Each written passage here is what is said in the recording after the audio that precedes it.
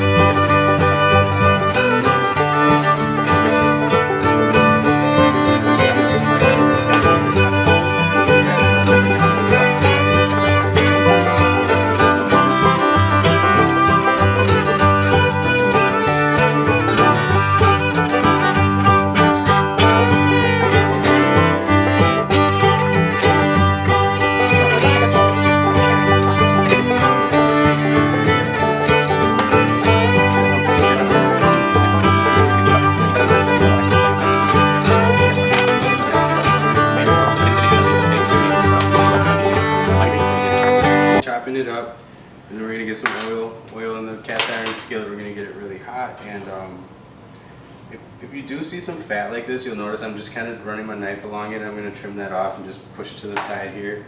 I prefer not to let the fatty pieces go in, so you can just kind of, if you get your knife underneath it, you really get a good start on it. Pull it out.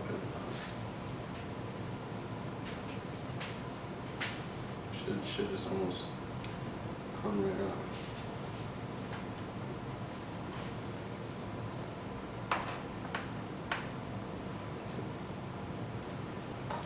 And that just makes his eyes say yes. So yeah, that's the meat there chopped up, and we'll move into the skillet next, and it's gonna take a little bit to get it heated up.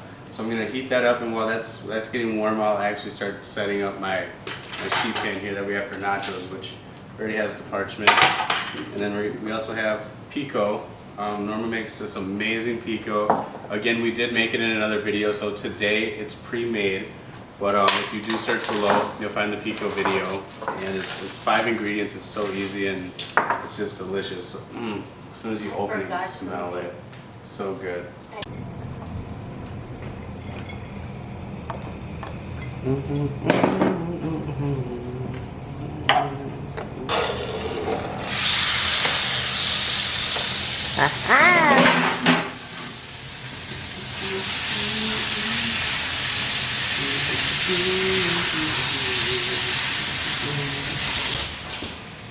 Okay, you got meat? Okay, so guys, what I'm going to do here while our meat is cooking is get the sheet pan prepared with the chips, and then I'm going to Okay, so guys, what I'm going to do here while our meat is cooking is get the sheet pan prepared with the chips, and then I'm going to grate up some queso. So when the meat's done, we'll make it, and then we're going to throw it in the oven for just about like 8 minutes or so, just to let everything get a good bake, and you'll see the sheet pan when it comes out. We do make our own chips sometimes. Today we're going store-bought. If you want to know how to make your own chips, We have really good video for that. I think both via oil or in the air fryer. So if you like to use your air fryer, throw in that silicone liner. Nothing sticks to the bottom. It's gonna be kind of like a restaurant kind of share plate. What we're gonna do is we're just gonna dump them out, and we pre-lined the pan with parchment paper. So we're just gonna kind of get a nice little sheet right here, and it's just gonna be a nice big sheet pan of nachos that we can all just take a piece of.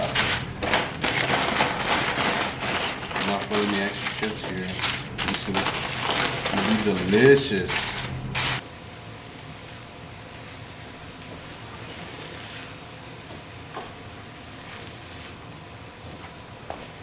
That thing can see this really good, huh?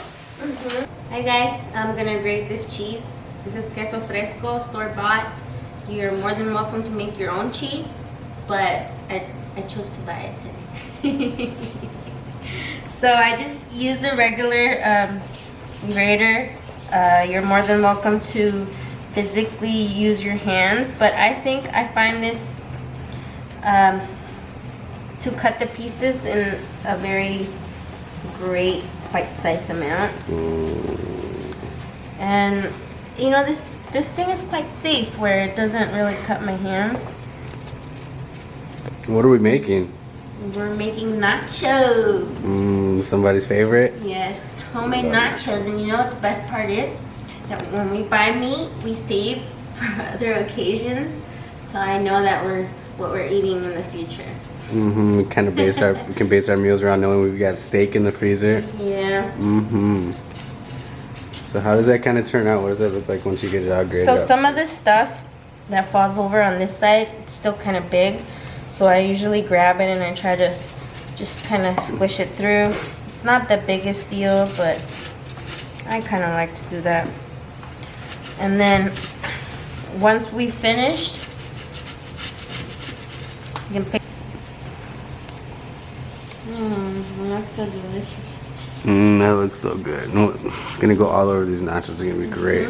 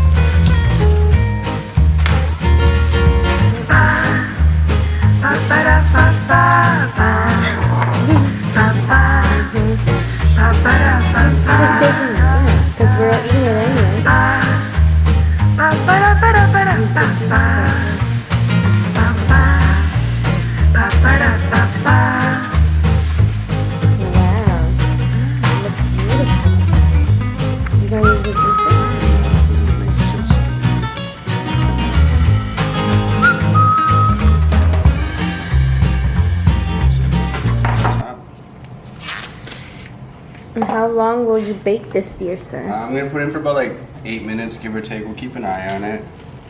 We're just gonna retop a little more queso. Wow, that looks amazing. Yeah, sheet pan nachos are perfect for like a party if you just want a dish to pass around, or if you guys like Taco Tuesday as much as we do, and just want to get that. Like I said, we keep steak on deck, so. And that's it. So like I said, I have the oven preheated to 375. I'm gonna put it in for about 8 minutes or so. Alexa, set a 7-minute timer. I always go a little under because you know you can keep it in longer, but you can't take it out early if it's too late. All right, coming back. It's been about 8 minutes. Our nachos, I'm gonna pull them out of the oven, set them here, and let's see what we got. Ooh. Well, they look great. They smell good. Mmm. That pico. Let's go, guys.